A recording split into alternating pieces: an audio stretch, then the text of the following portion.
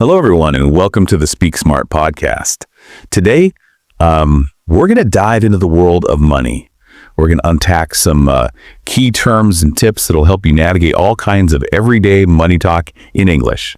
It's kind of like a financial literacy crash course, from like budgeting basics to some pretty savvy spending strategies. You know, it's really interesting. Even if you're already pretty comfortable with all the financial concepts in your native language, there are still nuances to how we talk about money specifically in English. Yeah, absolutely. We're not just, defining words here, but we're going to really get into how to use them naturally in conversation. So by the end of this deep dive, you'll not only understand all these terms, but you'll actually be able to confidently talk about, your own spending habits, your savings goals, and maybe even impress your friends a little bit with all your newfound financial fluency. The goal is to really empower you so that you feel totally comfortable talking about money, whether it's negotiating a salary, discussing a budget with a roommate, or just understanding financial news articles a little bit better. Okay, let's start with some of the foundational terms. We hear words like spending, saving, earning, borrowing, vonging.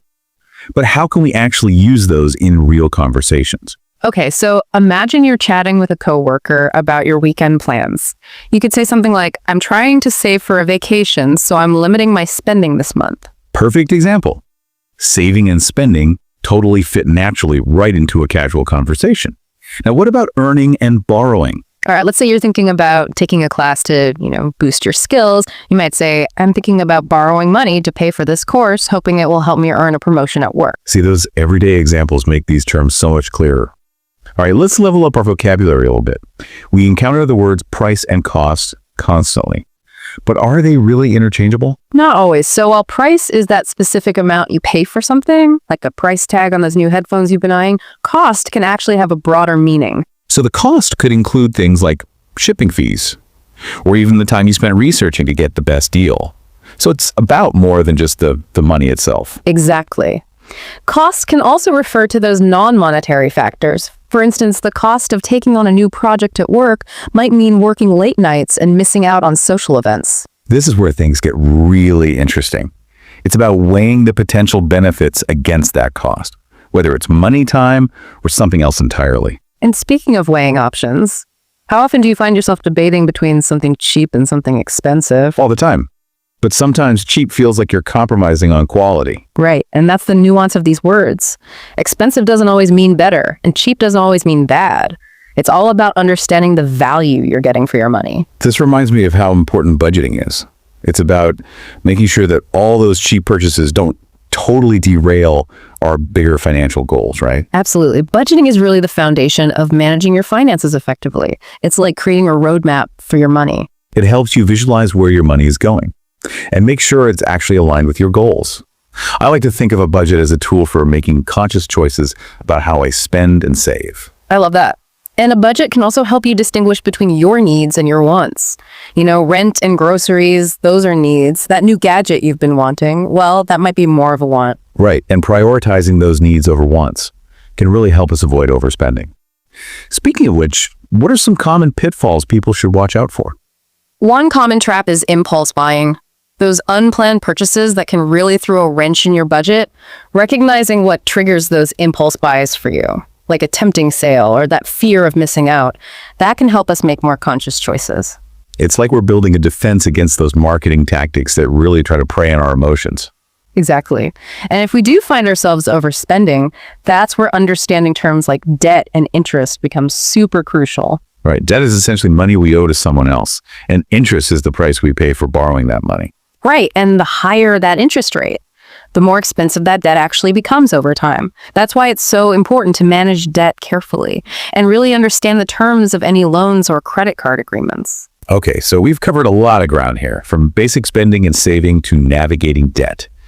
But what if we're struggling to just make ends meet? Yeah, making ends meet means having enough money to cover all of your essential expenses, and it can be a real challenge, especially with, a fluctuating economy. It's a good reminder that even with careful budgeting, those unexpected expenses can pop up. Absolutely. That's why having an emergency fund is so important. It's like having a financial safety net for all those unexpected life events. It can really help reduce that financial stress. and prevent us from going even further into debt when those unexpected costs come up. This all brings us to the crucial concept of living within your means. It's about aligning your spending with your actual income and avoiding unnecessary debt. So instead of constantly chasing that next paycheck, we're creating a sustainable financial foundation. This has been a fantastic overview of all these terms and concepts. Now that we've laid the groundwork, let's shift gears and talk about building wealth in part 2 of this deep dive. Welcome back to the Speak Smart podcast. Now that we've got a good handle on the basics of money talk, let's see how we can make our money work harder for us through saving and investing. Ooh, yeah. This is where things get exciting. We talked about saving a little bit earlier, but what are some strategies to make saving more effective? And how is it different from investing? Okay, so imagine you have a fruit tree. Saving is like carefully picking the fruit and storing it away for later, but investing is more like planting more seeds to grow even more trees. I love that analogy. So saving is about preserving what we have and investing is about growing it. But investing comes with risks, right? Absolutely. Every investment has some level of risk, which is the possibility of losing some or all of your money. Okay, so how can we as Speak Smart listeners learn to assess that risk and make, informed investment decisions? One key concept is diversification. You know the old saying, don't put all your eggs in one basket. Instead of investing all your money in one stock, you spread it across different asset classes, like stocks, bonds, real estate, even things like art or collectibles. So if one investment takes a dip, the others can kind of cushion the blow.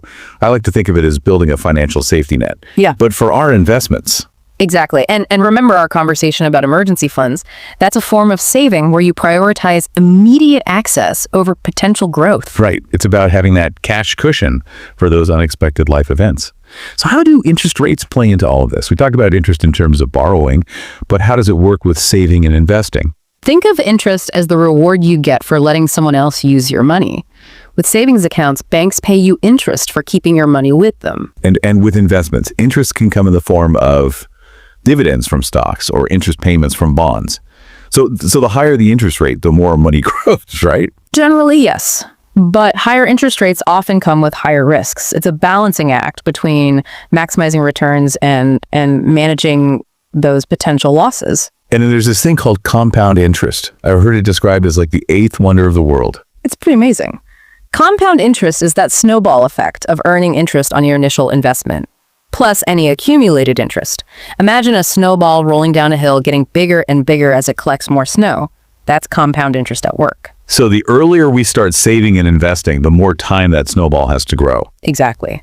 Time is your greatest ally when it comes to compound interest. Even small amounts invested consistently over time can grow significantly. Okay, so we're motivated to start early, but where do we even begin? What are some practical steps to get started with saving and investing? Well, first, set clear financial goals. Whether it's saving for a down payment on a house, a dream vacation, or a comfortable retirement, having specific goals gives you a target to aim for. It's like having a destination in mind when you set out on a journey. Goals provide direction and motivation. Exactly. Next, create a budget and prioritize saving. Remember that paying yourself first concept we talked about earlier. Make saving a non-negotiable part of your financial routine. Like treating your future self as a VIP. Automate those savings transfers and watch your nest egg grow steadily over time. I love it. And don't underestimate the power of those small, consistent contributions. Even if you can only spare a small amount each month, the magic of compound interest will do its work. Okay, so we've set our goals, we're diligently saving. Now, how do we navigate the world of investing? It can feel a little intimidating for beginners. Start by doing your research. Learn about different investment options. There are tons of resources available, online books, even podcasts like this one. And remember, you don't have to go it alone. There are financial advisors who can provide personalized guidance based on your individual goals and risk tolerance. Right. Think of a financial advisor as a coach, someone who can help you develop a game plan and make those informed decisions. Speaking of game plans, what are some key strategies to keep in mind when building an investment portfolio? Diversification is key, as we discussed earlier. Spread your investments across different asset classes to reduce your overall risk. Don't put all your eggs in one basket. It's about building a resilient portfolio that can weather those market fluctuations. Exactly. Also remember that investing is a long-term game. Avoid making impulsive decisions based on short-term market movements. Ride out those waves and focus on the bigger picture. Patience is definitely a virtue, especially in the world of investing. Absolutely. And most importantly, keep learning and stay informed. The financial landscape is constantly evolving, so it's crucial to stay up to date and adapt your strategies accordingly. This is all fantastic advice. It's encouraging to know that even with modest means, we can take steps to build a secure financial future. In the final part of this deep dive, we'll focus on practical tips for managing our spending wisely. Welcome back to Speak Smart. We've covered saving and investing, but now it's time to talk about the flip side, spending wisely. After all, what's the point of earning and growing our money if we don't know how to spend it effectively? Right. It's not just about cutting back. It's about making those informed decisions that really align with our values and goals. Exactly. So let's dive into some practical strategies to make our money go further. We hear a lot about comparison shopping. Is that really as impactful as they say? It really is. Whether you're buying groceries, electronics, clothes, or even larger purchases like a car, comparing prices from different retailers can save you a significant amount of money. Yeah, I've been surprised by how much prices can vary for the exact same product. It's like a little treasure hunt finding the best deal. And don't forget about all the online tools and browser extensions. That can help you compare prices and even find coupons automatically. Technology can be a great ally in the quest for savings. Speaking of online tools, what about all those subscription services we all seem to accumulate? Oh yeah, it's so easy to sign up for streaming services, meal kits, software subscriptions, and then completely forget about them. Regularly reviewing your subscriptions and canceling the ones you don't actually use can really free up a surprising amount of cash flow each month. It's like a little mini financial detox. Out with the old unused subscriptions, in with more money for things we truly value. I love that. And sometimes delaying a purchase can be the smartest spending strategy of all. You mean resisting those impulse buys? I know that feeling of wanting something right now, but maybe waiting a bit can help us make more rational decisions. Exactly. Give yourself a cooling off period, like 24 hours or even a week before making a big purchase. You might realize you don't actually need it, or you might even find a better deal in the meantime. It's like taking a pause to check in with ourselves and make sure our spending is aligned with our long-term goals. And speaking of aligning our spending with your values, have you ever considered exploring secondhand shopping? I've heard it's a great way to save money and be more eco-conscious. It is. You can find amazing deals on clothes, furniture, books, even electronics, at thrift stores, consignment shops, online marketplaces. It's a treasure trove of unique finds and budget-friendly options. It's like giving those items a second life, which is great for the planet and our wallets. Right. And remember, saving money doesn't have to mean sacrificing enjoyment. There are so many free or low-cost activities that can enrich our lives. Like exploring local parks, attending free community events, borrowing books from the library, or learning new skills online. It's about being creative and resourceful with our time and money. Exactly. And let's not forget those simple things like cooking at home more often. Oh yeah, it's amazing how much money we can save by preparing our own meals instead of, eating out or ordering takeout all the time. Not to mention the health benefits. Cooking at home lets you control the ingredients and portion sizes. So it's a win-win for your wallet and your well-being. So we've covered a range of tips here, from comparison shopping and subscription audits to embracing secondhand shopping and home-cooked meals. What's the key takeaway for our listeners? I think the most important message is that even small adjustments to our spending habits can have a significant impact over time. It's not about deprivation. It's about being mindful of our choices and finding ways to save money without sacrificing the things that matter most to us. Absolutely. It's all about creating a sustainable lifestyle that supports both our financial goals and our overall well-being. To wrap up this deep dive into the language of money, we've explored everything from basic vocabulary to advanced investing strategies, and now we've armed you with practical tips for spending wisely. We've demystified financial jargon, highlighted the importance of budgeting and goal setting, and explored the exciting world of saving and investing.